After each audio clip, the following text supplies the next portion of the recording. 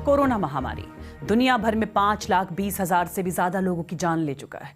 इसके बावजूद डब्ल्यूएचओ का कहना है कि सबसे बुरा दौर तो अभी आया ही नहीं है, वो आना बाकी है। तो भला कौन कौन से देशों में इसके और फैलने की आशंका है और डब्ल्यूएचओ की इस चेतावनी के क्या मायने हैं, इसी पर बात करेंगे कवर स्टोरी में।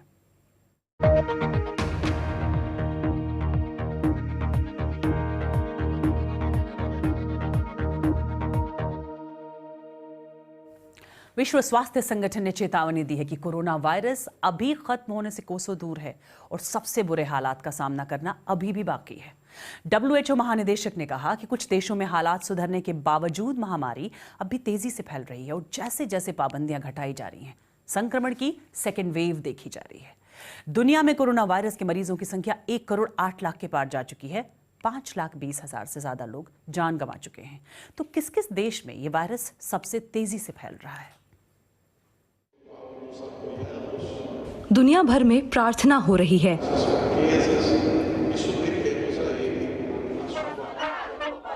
और विरोध प्रदर्शन भी। इसके बीच मौत का आंकड़ा बढ़ता ही जा रहा है। संक्रमण के करीब 15 लाख मामलों और 61,000 से ज्यादा मौतों के साथ ब्राजील दुनिया का दूसरा सबसे प्रभावित देश है। पहले नंबर पर है अमेरिका, जहां रोजाना संक्रमण के हजारों नए मामले सामने आ रहे हैं। फ्लोरिडा, एरिजोना और टेक्सास में शहरों को दोबारा खोलने की योजना रोक दी गई है। विश्व स्वास्थ्य संगठन ने दुनिया भर के नेताओं और लोगों को सख्त चेतावनी दी है। The worst is yet to come. मुझे ये कहते हुए दुख हो रहा है, लेकिन सबसे बुरा दौर आना अभी बाकी है और ऐसे माहौल और हालात में हमें हालात बदतर होने का डर है। हम सब अपनी जानें बचाकर आगे बढ़ना चाहते हैं, लेकिन कड़वी सच्चाई यही है कि हम इसके आसपास भी नहीं हैं। This is not even close to being over. Peru में इन मरीजों और उनके परिजनों का संघर्ष खत्म नहीं हो रहा है। वहां संक्रमण के करीब 3 लाख मामले हैं, जो इसके क्षेत्रफल के हिसाब से दुनिया में सबसे ज्यादा हैं। पेरू ऑक्सीजन की कमी से भी जूझ रहा है। ऑक्सीजन किराए पर लेने के लिए उन्हें काफी पैसे खर्च करने पड़ रहे हैं। मेरे और मेरे जैसे तमाम लोग जिन्हें ऑक्सीजन की जरूरत है, उनके लिए उसे किराए पर लेना बहुत महंगा है।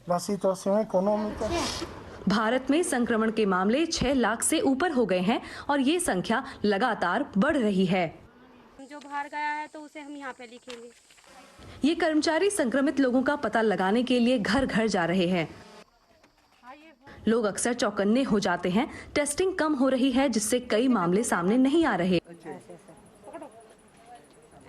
कुछ देशों का मानना है कि उन्होंने हालात काबू कर लिए हैं। ग्रीस समेत यूरोप के कई हिस्सों में यात्रा से जुड़ी पाबंदियों में ढील दे दी गई है। पश्चिमी यूरोप के सबसे प्रभावित देश ब्रिटेन में पाबंदियों में ढील दी जाने लगी है, लेकिन मिडलैंड में मामले अचानक बढ़ने के बाद कड़ा लॉकडाउन लगा दिया गया है।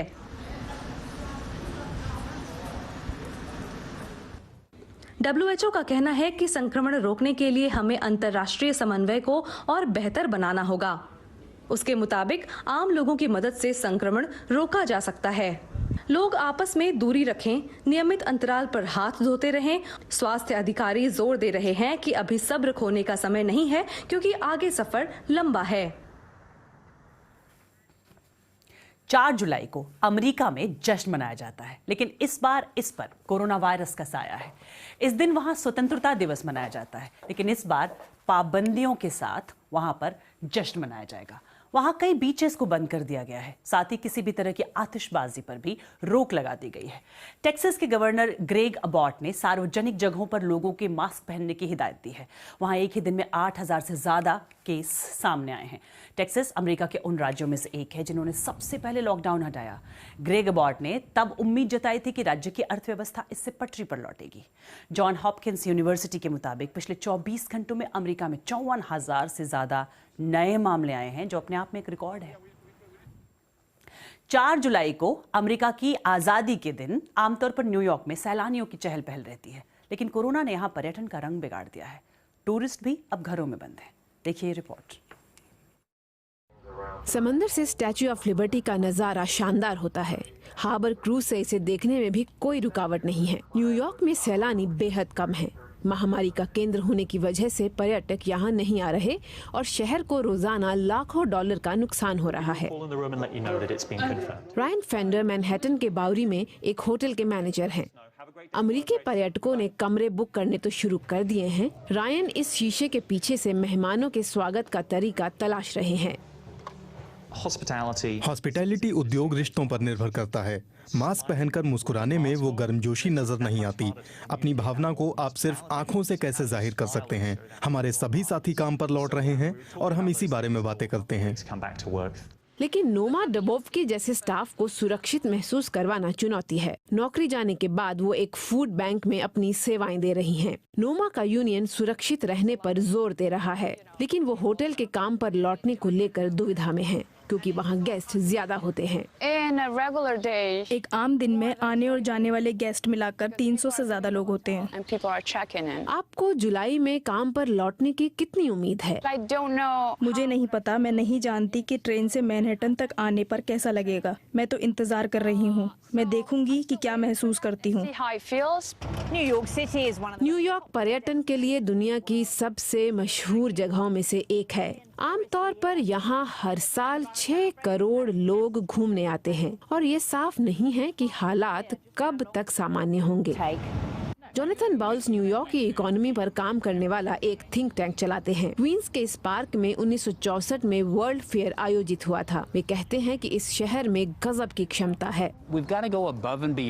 हमें लोगों को ये दिखाना होगा कि ये शहर किसी भी आपदा से निपट सकता है, ताकि लोग खुद को इस महामारी से सुरक्षित महसूस कर सकें। 9/11 के हमले के बाद दुनिया भर के लोगों में न्यूयॉर्क आने को लेकर एक डर था कि कहीं यहाँ दोबारा आतंकी हमला ना हो जाए, लेकिन इस शहर ने लोगों को सुरक्षित महसूस कराने के लिए कई कदम उठाए। सवाल ये है कि ऐसा क्या किया जाए जिससे मैनहट्टन दोबारा डॉलर लुटाने वाले पर्यटकों से भर जाए। कोरोना की वैक्सीन शायद ये भरोसा जगा सकती है। शायद अगले साल 4 जुलाई को न्यूयॉर्क की रौनक लौटे और ये सैलानियों से गुलजार हो जाए।